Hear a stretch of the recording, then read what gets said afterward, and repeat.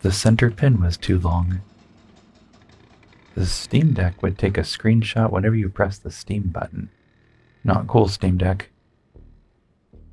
This is my initial inspection. I'm just going to look over the board and see what is left of the traces, what's left of the ground pads. I notice there's some leftover pins still in the ground pads, so I'm going to remove those. I have a close-up shot. I'm pointing at the actual pins that are still stuck in there. I'm going to attempt to remove it. The customer told me this was a pretty hard thing to do.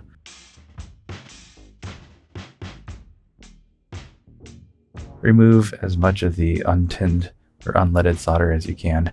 Have a enchilada and then use your air gun to put the braided wire earthquake directly in the pins. Just kind of push the leftover components out the back with the wire. I soldered all 4 corners, then used a bit of magnet wire to connect the center pin to the button. Now I'm going to paint on a bit of Mechanics UV masking to mask off the parts that I've been working on. I'm going to cure this with a bit of UV light, and it's going to turn into a solid, which will insulate the electricity. So try number 2. I got the Steam Deck back the next day. The person who owned it said that it still takes screenshots whenever you click the button. Even though I replaced the button with a brand new one, the problem still remains. So I got the entire unit back so I can inspect it and figure out what in the world is going on. I'd never worked on a Steam Deck before, so I'm taking a little while to just admire it, figure out how it's put together, how it operates. It's very nice looking. I really want one. So this is me taking it apart. I do have a little issue with the shoulder button. You'll see in a second. I actually go on the internet.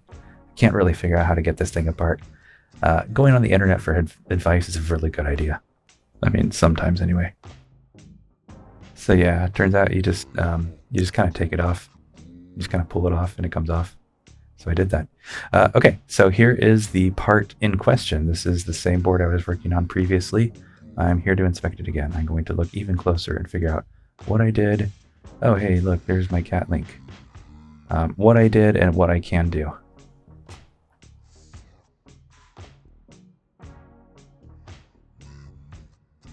I don't see anything. Nothing obvious anyway. I do see some residual flux, so I'm going to attempt to clean off the flux. Flux can sometimes harden, get tacky, and get in the way. Stop an electrical signal. I dip the whole thing in alcohol and use my heat gun to just evaporate everything.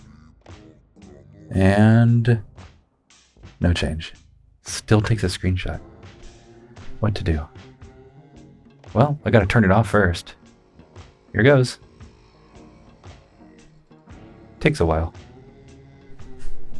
I'm not entirely sure a Steam Deck is supposed to take over a minute to shut down. The fan's still spinning.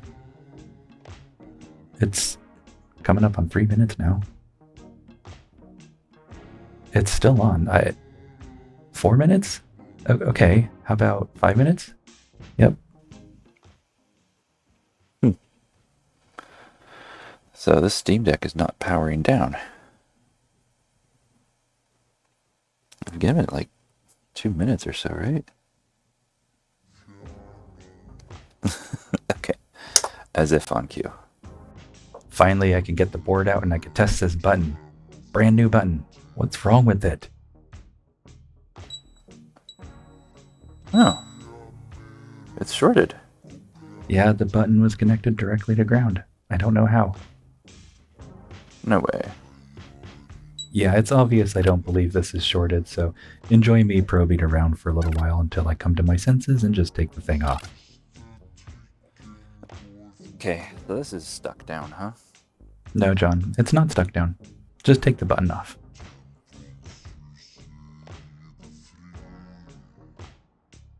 Here we go. I see the problem almost immediately. I can't hardly believe it, and I'm gonna get a picture.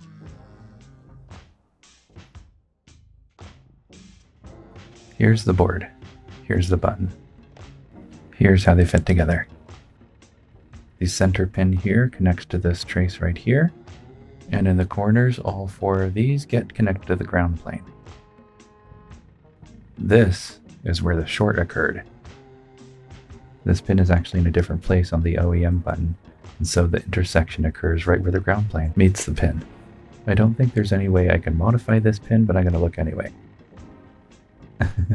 I'm still not convinced it's not shorted internally, so I'm just going to check it really quick. The only realistic solution is to just take away a little bit of the ground pad, so that's not intersecting the pin.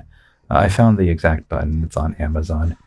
This thing is used in switches and it's used in the Steam Deck. It's not purpose-built for the Steam Deck, but if you do order this, you will probably have to make the same modification. All I plan on doing is cutting just a little bit of the ground pad away. That way the center pin does not make contact with it, thus shorting the thing out. If you have a Steam Deck and it starts taking screenshots after you repair your trigger, this is probably why.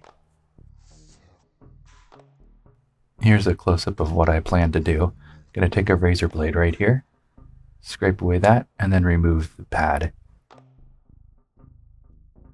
It seems a little destructive, I know, but this will actually help you save weight.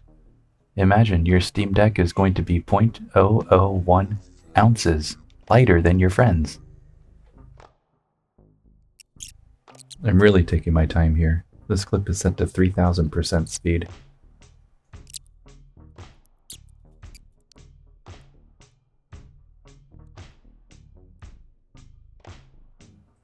Always a good idea to test the part you just fixed.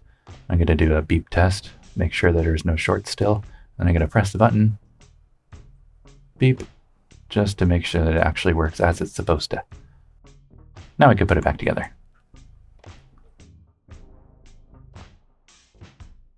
This is not fully assembled yet. Notice the triggers are missing. It is enough so I could still test it and make sure that my job is done. And there you go. No more screenshots unless you do the corded button press yourself. I believe on the Steam Deck you could actually hold the right trigger and then press the Steam button to take a screenshot.